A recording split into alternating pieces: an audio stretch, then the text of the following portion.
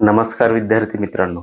रयत शिक्षण संस्थेचे सद्गुरू गाडगे महाराज कॉलेज कराड स्वायत्त महाविद्यालय इतिहास विभाग SYBA सेमिस्टर 3 पेपरचे नाव भारताचा इतिहास सन 1757 ते 1857. आज आपण जो टॉपिक शिकणार आहे त्याचे नाव आहे बक्सरचे युद्ध, कारणे, परिणाम व महत्त्व. मी संदीप महाजन, सहाय्यक प्राध्यापक इतिहास विभाग, आपणाला कंपनीच्या सत्तेचा पाया ज्या युद्धाने बलशाली बनवला त्या युद्धाचे कारणे, परिणाम व महत्त्व आपणास समजून सांगण्याचा प्रयत्न करणार आहे. बक्सरच्या लढाईची कारणे, परिणाम व महत्त्व. बक्सरच्या लढाईची कारणे जाणून घेण्यापूर्वी आपल्याला बक्सरच्या लढाईची पार्श्वभूमी जाणून घेणे आवश्यक आहे. प्लासीच्या निर्णयावर बक्सरच्या विजयाने शिक्कामोर्तब केले. म्हणजेच प्लासीच्या लढाईने बंगाल प्रांतात सत्तेचा पाया घातला गेला, तर बक्सरच्या लढाईने तो पाया बलशाली केला. बक्सरच्या विजयाने कंपनीच्या साम्राज्य विस्ताराला आव्हान देणारे भारतात दुसरे कोणी नव्हते. या युद्धाची फलश्रुती म्हणजे अवधचा नवाब शुजाउद्दौला व दिल्लीचा नवाब शाह आलम इंग्रजांना शरण आले. या युद्धाने इंग्रजांचे प्रभाव क्षेत्र बंगालच्या उपसागरापासून पश्चिमेला अलाहाबादपर्यंत वाढले. संपूर्ण भारतावर इंग्रज आता दावा सांगू लागले. बक्सरची लढाई भारताच्या इतिहासात निर्णायक ठरली. आता बघूया बक्सरच्या लढाईची कारणे कोणती होती. 1. मीर जाफरची उचलबांगडी. रॉबर्ट क्लाइव्हने मीर जाफरला बंगालचा नवाब बनविले. तो कंपनीच्या हातातील खेळणे होता. तो कंपनीची नियमित संपत्तीची वाढत चाललेली मागणी पूर्ण करू शकला नाही. त्यामुळे कंपनीची संपत्तीची मागणी पूर्ण करणारा नवाब बंगालमध्ये बसवण्यासाठी कंपनीची धडपड सुरू झाली. यासाठी कार्यकारी गव्हर्नर हॉवेलने मीर जाफरवर आरोप लावणे सुरू केले की नवाब हा डच व मुघल राजपुत्र अली गौहर म्हणजे दिल्लीचा बादशाह शाह आलम दुसरा याच्याबरोबर इंग्रजांविरोधी कारस्थान करण्यात गुंतला आहे. त्याचबरोबर मीर जाफरवर 1760 पर्यंत 25 लाख रुपये रक्कम थकीत आहे. त्यासाठी नवाबाने 50 लाख वार्षिक उत्पन्नाचा बर्दवान व नाडिया या जिल्ह्याचा प्रदेश कंपनीला द्यावा अशी मागणी केली. हा प्रदेश नवाब न देऊ शकल्याने नवाब मीर जाफरच्या ऐवजी त्याचा जावई मीर कासिम यास बंगालच्या नवाबपदी बसवण्यात आले. 2. मीर कासिम सोबत तह. सप्टेंबर 1660. मीर जाफर विरुद्ध निर्माण होत असलेल्या परिस्थितीचा अचूक फायदा त्याचा जावई मीर कासिम याने घेतला. त्याने इंग्रजांचा मित्र म्हणून इंग्रजांच्या आर्थिक अडचणी दूर करण्याचे आश्वासन दिले. त्या दृष्टीने इंग्रज व मीर कासिम यांच्यात एक तह झाला. त्या तहानुसार काही तरतुदी करण्यात आल्या. त्यामधली पहिली तरतूद होती की मीर कासिमने कंपनीला बर्दवान, मिदनापूर व चितगाव जिल्हे द्यावेत. दुसरी, सिलहटच्या चुना व्यापारात कंपनीची निम्मी भागीदारी राहील. तिसरी, मीर कासिम कंपनीच्या दक्षिण मोहिमांसाठी 5 लाख रुपये कंपनीला देईल. 4. कंपनी मीर कासिमला लष्करी मदत देईल, पण त्याच्या अंतर्गत कारभारात हस्तक्षेप करणार नाही. 5. एकमेकांच्या प्रदेशातील लोकांना रहिवासाची संमती देण्यात येईल. अशा प्रकारच्या तरतुदी कंपनीने मीर कासिमला बंगालचा नवाब करण्यासाठी त्याच्यासोबत केल्या. या तहाची अंमलबजावणीसाठी व्हिन्सी स्टार्ट व केलॉर्ड हे कंपनीचे अधिकारी मुर्शिदाबादला नवाब मीर जाफरकडे गेले. नवाब मीर जाफरला आपल्या विरुद्ध होणाऱ्या परिस्थितीची माहिती होती. त्यामुळे त्याने फारसा विरोध न करता स्वतः पदत्याग केला. कंपनीने मीर जाफर यास 15,000 मासिक पेन्शन देण्याचे ठरवले. मीर जाफरने कलकत्त्यास राहणे पसंत केले. मीर कासिमला बंगालचे नवाबपद मिळाल्यावर त्याने कंपनीच्या प्रमुख अधिकाऱ्यांना मोठी बक्षिसे दिली. ज्याप्रमाणे प्लासीच्या युद्धानंतर मीर जाफरने कंपनीच्या अधिकाऱ्यांना संपत्तीची खिरापत वाटली होती, त्याचप्रमाणे मीर कासिमने सुद्धा आपल्याला नवाबपद मिळाल्यावर कंपनीच्या प्रमुख अधिकाऱ्यांना मोठी बक्षिसे दिली. व्हिन्सी स्टार्टला 5 लाख रुपये, हॉवेल यास 2,70,000 रुपये, केलॉर्डला 2 लाख व इतरांना 7 लाख रुपये देण्यात आले. कंपनीच्या आर्थिक अडचणीत कंपनीच्या अधिकाऱ्यांनी आपलाच फायदा करून घेतला होता. 3. बंगालचा नवाब मीर कासिम याचे नवाब म्हणून काही कार्य आहे, उल्लेखनीय कार्य आहे, त्याच्याविषयी माहिती घेऊया. बंगालचा नवाब मीर कासिम याचे कार्य. 1. राजधानी परिवर्तन. मीर कासिम बंगालचा नवाब झाल्यानंतर त्याने सर्वात प्रथम आपली राजधानी मुर्शिदाबादवरून मुंगेर येथे नेली. त्या काळात मुर्शिदाबाद हे शहर षडयंत्राचे केंद्रस्थान बनले होते. याशिवाय इंग्रजांच्या वारंवार हस्तक्षेप टाळण्यासाठी त्याने राजधानी परिवर्तनाचा निर्णय घेतला. 2. सैन्य संघटन. मीर कासिमने आपल्या सैन्यात बदल केले. त्याने आपले सैन्य संघटन युरोपियनांप्रमाणे करावयास सुरुवात केली. आधुनिक पद्धतीच्या तोफा, बंदुका बनवण्यासाठी त्याने मुंगेर या आपल्या राजधानीमध्ये कारखाने स्थापन करण्यास प्राधान्य दिले. 3. राज्य संघटन व विस्तार. मीर कासिम हा राज्याचा उत्तर दिशेने राज्य विस्तार करू इच्छित होता. त्यासाठी त्याने बिहारमध्ये ठाण मांडून बसलेला मुघल राजपुत्र अली गोहर याच्यापासून सावधानता बाळगली. नवाबाची आज्ञा न पाळणाऱ्या जमीनदारांचा त्याने बंदोबस्त केला. या जमीनदारांचा नेता बिहारचा नायब सुभेदार, जो कंपनीचा विश्वासू होता, त्याचे नाव रामनारायण, मीर कासिमची सत्ता मानित नव्हता. त्यामुळे त्याचा बंदोबस्त करण्यासाठी मीर कासिमने प्रथम त्याला सेवामुक्त केले व नंतर त्यास ठार केले. 4. आर्थिक सुधारणांसाठी प्रयत्न. कंपनीच्या करमुक्त म्हणजे दस्तक व्यापारामुळे व नवाबाकडे वाढत चाललेल्या संपत्तीच्या मागणीमुळे बंगालची अर्थव्यवस्था ढासळली होती. बंगालची म्हणण्यापेक्षा नवाब मीर कासिमची अर्थव्यवस्था ढासळली होती. या स्थितीत सुधारणा करण्याच्या दृष्टीने कासिमने बरेच प्रयत्न केले. जुन्या करांमध्ये वाढ केली व काही नवे कर लागू केले. बंगालमध्ये भ्रष्टाचार मोठ्या प्रमाणात वाढला होता. अशा भ्रष्टाचारी अधिकाऱ्यांविरुद्ध मोहीम काढून दोषी आढळणाऱ्यास दंडित केले. सियार उल मुतखरीन चा लेखक गुलाम हुसेन हा मीर कासिमच्या सुधारणांची प्रशंसा करतो. 4 आहे मीर कासिम व कंपनीतील संघर्षाची कारणे. 1. अंतर्गत व्यापार. अंतर्गत व्यापाराच्या करारामुळे मीर कासिम व कंपनी यांच्यात संघर्षाला सुरुवात झाली. फरुखसियरने दिलेल्या दस्तकबद्दल नवाबाचे काहीही म्हणणे नव्हते, परंतु कंपनीचे अधिकारी या दस्तकाद्वारे आपला खाजगी व्यापार करून व या दस्तकाची विक्री भारतीय व्यापाऱ्यांसोबत करून नवाबाला कर देत नव्हते. त्यामुळे नवाबाचे दुहेरी नुकसान होत होते. नवाबाच्या महसुलात घट झाली होती. 2. नवाबाच्या कायद्याची पायमल्ली. कंपनीचे अधिकारी नवाबाच्या कायद्याची पायमल्ली करत, नवाबाच्या अधिकाऱ्यांना जुमानत नसत व सामान्य जनतेची लूट करत होते. 3. कंपनीच्या अधिकाऱ्यांचा दुर्व्यवहार किंवा अत्याचार. बाजारात स्वस्त माल मिळावा यासाठी कंपनीचे अधिकारी बलप्रयोग करत, त्यामुळे संपूर्ण राज्यात गोंधळ पसरला होता. हे अधिकारी सामान्य जनतेचा व नवाबाच्या अधिकाऱ्यांचा अपमान करून त्यांना शारीरिक यातना देत, सामान्य जनतेकडून पाव किमतीत वस्तू खरेदी करून त्यांचे शोषण करत. यामुळे नवाबाचे उत्पन्न फार कमी झाले होते. 4. नवाबाने कंपनीशी केलेला समझोता विफल झाला किंवा जो तह केला तो विफल झाला.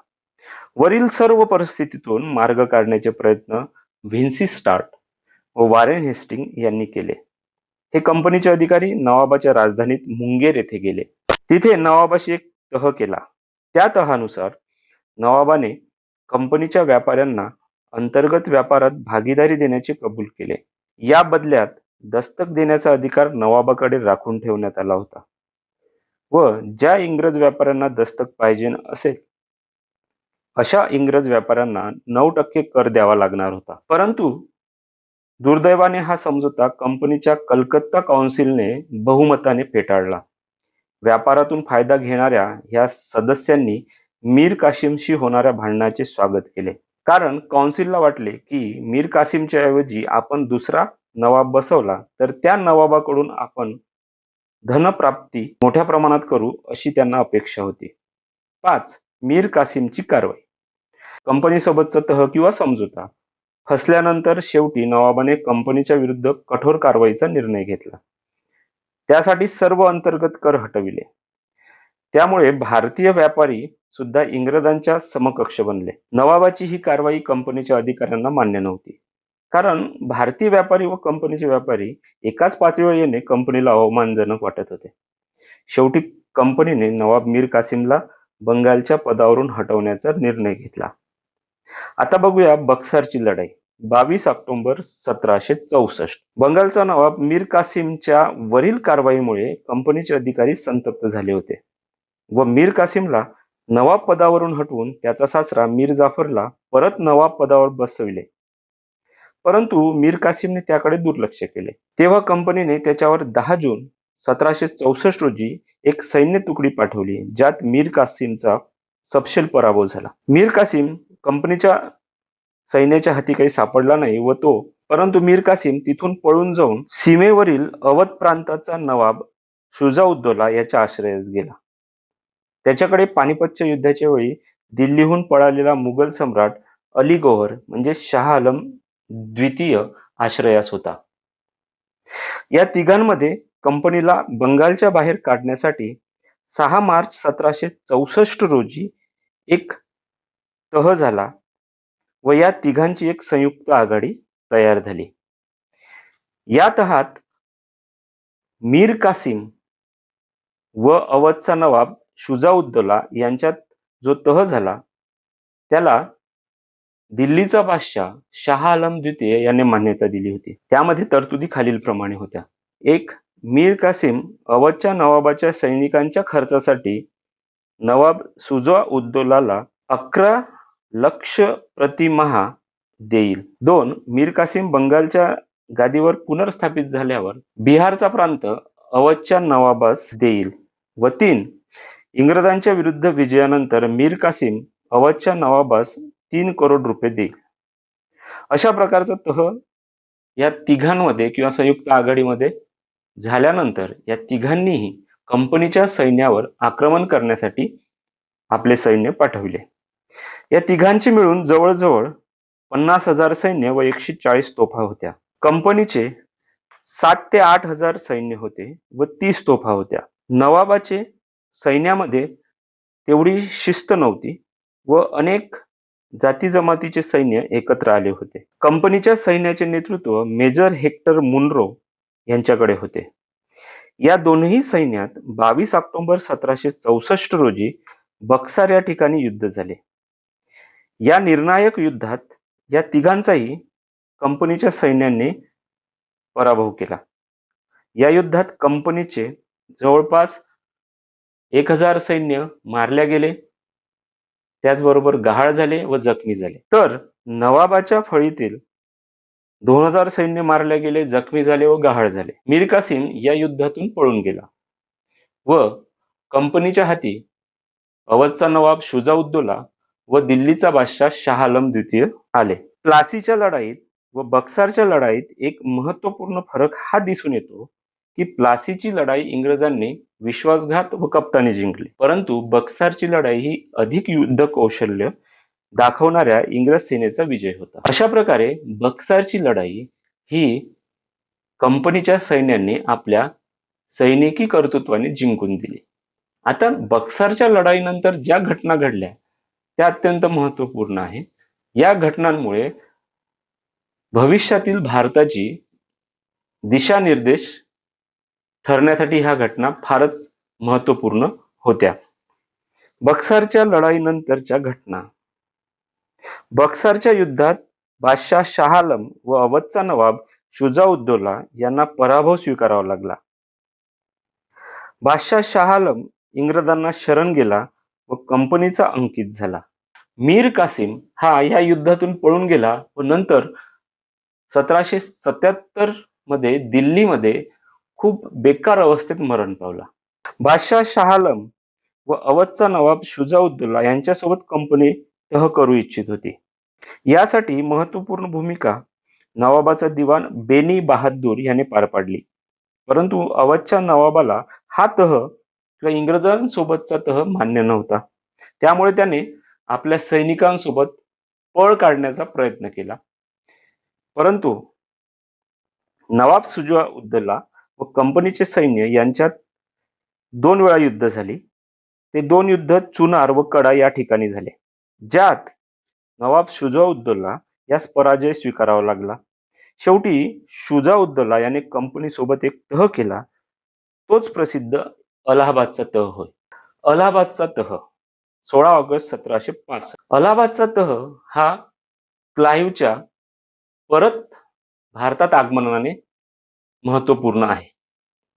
कंपनी म्हणजेच रॉबर्ट क्लाईव्ह व अवधचा नवाब शुजा-उद-दौला यांच्यात अलाहाबादचा तह घडून आला. हा तह घडून येण्यात राजा सीताबराय याची महत्वाची भूमिका होती. कंपनीच्या अधिकाऱ्यांना असे वाटत होते की बंगाल प्रांतासारखे अवधचे राज्य सुद्धा कंपनीने आपल्या वर्चस्वाखाली आणावे. परंतु लॉर्ड क्लाईव्ह याने दूरदृष्टीने विचार करून व शत्रूपासून बंगाल सारख्या संपूर्ण प्रदेशाला वाचवण्यासाठी अवध राज्याला मध्यस्थ राज्य म्हणून निर्माण केले. यासाठी क्लाईव्हने फारच कूटनीतीने तह केला. यासाठी जो तह झाला तो अलाहाबादचा तह होता. त्यातील तरतुदी पुढील प्रमाणे होत्या. त्यामधील पहिली तरतूद, अवध राज्यातील अलाहाबाद व कोरा किंवा कडा हे जिल्हे नवाबाने दिल्लीच्या बादशहास द्यावे. 2. 50 लाख रुपये नवाबाने बक्सारच्या युद्धाची नुकसान भरपाई म्हणून कंपनीस द्यावे. 3. चुनारचा किल्ला कंपनीच्या स्वाधीन करावा. 4. काशीचा शासक बलवंत सिंग यास त्याचा प्रदेश परत करण्यात यावा. 5. अवधच्या राज्याचे बाह्य शत्रूपासून संरक्षण करण्याची जबाबदारी कंपनीची असेल व त्या संरक्षणाच्या खर्चाची जबाबदारी नवाबाने घ्यावी. 6. अवधच्या राजधानीत कंपनीचा वकील किंवा रेसिडेंट राहील. 7. कंपनीच्या परवानगीशिवाय इतर युरोपियनांना राज्यात प्रवेश देऊ नये. अशा प्रकारचा हा तह होता आणि या तहाने अवधचं राज्य हे पूर्णपणे कंपनीच्या अंकित बनलं किंवा संरक्षणाखाली आलं. दुसरा तह जो रॉबर्ट क्लाईव्हने केला तो याच्यानंतर मुघल बादशाह शाह आलम द्वितीय सोबत केला. मुघल बादशाह सोबत तह ऑगस्ट 1765. बक्सारच्या युद्धातील पराभवानंतर दिल्लीचा बादशाह शाह आलम हा कंपनीच्या संरक्षणाखाली आला. वास्तविक तो आपले अस्तित्व टिकवण्यासाठी भटकत होता. दिल्लीच्या गादीवर परत विराजमान होण्याचे त्याचे स्वप्न पूर्ण होणार अशी त्याची अपेक्षा होती. या आशेवरच बादशहाने लॉर्ड क्लाईव्ह सोबत अलाहाबादचा तह केला. त्यातील तरतुदी पुढील प्रमाणे होत्या. 1. अवधच्या नवाबाकडून मिळालेले कडा व इलाहाबाद किंवा अलाहाबाद हे जिल्हे बादशहास मिळाले. किंवा 2. कंपनी बादशहास 26 लाख रुपये वार्षिक पेन्शन देईल. 3. बादशाह कंपनीला बंगाल प्रांताचे दिवाणी वसूलण्याचे अधिकार देईल. म्हणजे कर वसुलीचे अधिकार या तरतुदीतल्या या तिसऱ्या मुद्द्याने कंपनीला मिळाले. त्याचबरोबर निजामतीचा खर्च म्हणून कंपनी बादशहाला 53 लाख रुपये देईल. या तहाने कंपनीस बंगाल, बिहार व ओरिसा या तीनही प्रांताचे दिवाणी म्हणजे कर वसुलण्याचे व निजामती म्हणजेच प्रशासन पाहण्याचे असे दोन्ही अधिकार कंपनीला मिळाले. म्हणूनच बक्सारचं युद्ध हे भारतीय इतिहासामध्ये कंपनीचा साम्राज्याचा पाया मजबूत करणारं युद्ध असं म्हटलं जाते. म्हणजेच प्लासीच्या लढाईने कंपनीच्या सत्तेचा पाया रोवला गेला व तो मजबूत करण्याचे काम बक्सारच्या लढाईनं केलं असं म्हटलं जाते. या तहाने कंपनीला दिवाणीचे अधिकार मिळाल्याने कंपनी बंगाल प्रांतातून आता कायदेशीररित्या महसूल वसूल करू शकत होती व कंपनीला विरोध करणारी कोणतीही शक्ती आता भारतात उरलेली नव्हती. बक्सारच्या युद्धाचे परिणाम. भारतातील निर्णायक युद्धात बक्सारच्या युद्धाचे परिणाम अधिक महत्वपूर्ण आहे. बक्सारचे युद्ध बंगालमधील क्रांतीचे प्रतीक आहे. बक्सारच्या लढाईने पूर्ण बंगाल प्रांताचा कारभार कंपनीच्या हाती केंद्रित झाला होता. या बक्सारच्या लढाईने अनेक दूरगामी परिणामांना जन्म दिला. पहिला परिणाम, बंगाल प्रांतावर कंपनीचे अधिपत्य स्थापित झाले.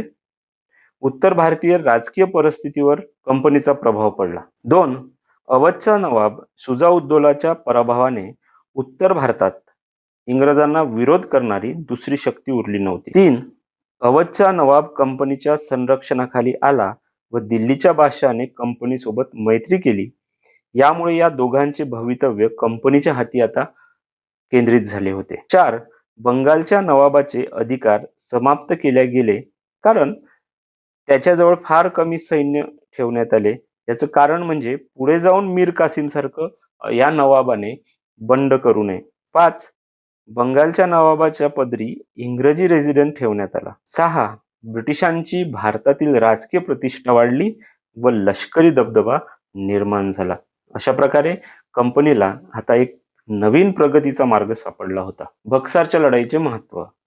बक्सारच्या युद्धाने भारतातील ब्रिटिश कंपनीच्या साम्राज्य विस्ताराचा मार्ग मोकळा केला. रॉबर्ट क्लाइव्हने प्लासीच्या लढाईनंतर भारतातील कंपनीच्या राजवटीचा सुरुवातीचा पाया घातला असला तरी बक्सारच्या लढाईनंतर तो अधिक मजबूत झाला. बक्सारच्या लढाईनंतर ईस्ट इंडिया कंपनीने संपूर्ण बंगालवर वर्चस्व मिळविले. बंगाल, बिहार, ओरिसा या राज्यांमधून महसूल गोळा करण्याचे अधिकार पूर्णपणे कंपनीच्या ताब्यात गेले. सारांश. थोडक्यात, देशातील सर्वात समृद्ध प्रांतातील सर्व कर्तव्य व महसूल कंपनीकडे गेले. या संपत्तीच्या जोरावर कंपनीने भारतातील इतर प्रांत व प्रदेश जिंकण्यासाठी या संपत्तीचा उपयोग केला. यापुढे भारतातील शोषण अखंड 2 दशकापर्यंत चालले. याची सुरुवात बक्सारच्या लढाईतील विजयाने झाली असे आपण म्हणू शकतो. अशा प्रकारे आपण आज बक्सारच्या युद्धाची कारणे, परिणाम व महत्त्व याविषयी माहिती घेतलेली आहे. हे सर्व कारणे, परिणाम व महत्त्व ज्या संदर्भ ग्रंथातून घेतलेली आहे, ही संदर्भ ग्रंथ आपणाला वाचणं आवश्यक आहे. त्याचबरोबर काही वाचनीय पुस्तक असतात, ते सुद्धा तुम्हाला वाचावे लागतील. जर तुम्हाला अधिकृत माहिती पाहिजे असल्यास या संदर्भ साधनांचा आपणाला अभ्यास करावा लागेल. तरी अधिक माहितीसाठी हे संदर्भ ग्रंथ वाचावे ही नम्र विनंती.